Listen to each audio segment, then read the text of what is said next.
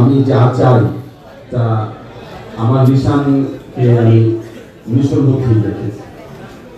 তো একটা সংখ্যা ছিল বিশ্বের সাথে কাজ হবে কিনা, তবুও সেই সংখ্যাটা নিশ্চয়ই দূর করে দিয়েছে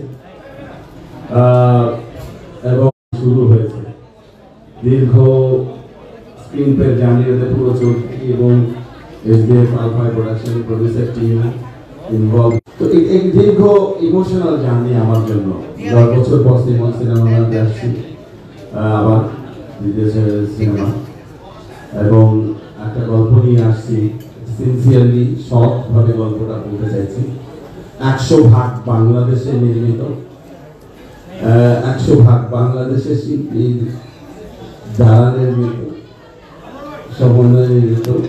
এটা তো এই ভিন্নতা আমাদের এবারে আমার প্রোডাকশনে বা আমার সিনেমাতে এবার পাবেন, এবং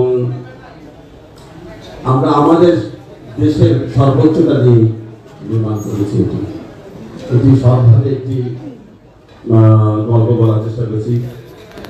ধর্মে আছে আমাদের যে প্রত্যেক মানুষেরই যদি বান্দার হক,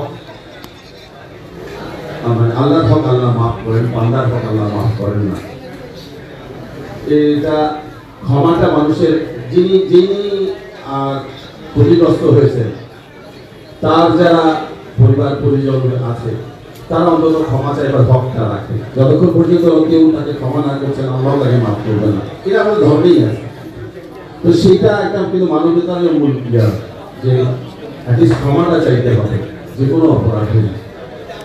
সেই ক্ষমা চাওয়ার গল্প বলা যায়, যে আমি এই ক্ষমা চাওয়ার গল্পই বলেছি, এবং এই কনভিকশনে এবং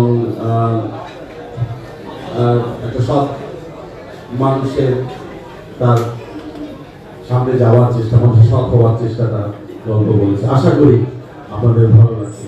তো এই গল্পের লাইনগুলো এর সাথে জড়িত, পুরো একটা খণ্ডিত অংশ, কিন্তু এটা একটা বড় মাধ্যমে আছে সিনেমা দেখলেই বুঝতে পারবেন।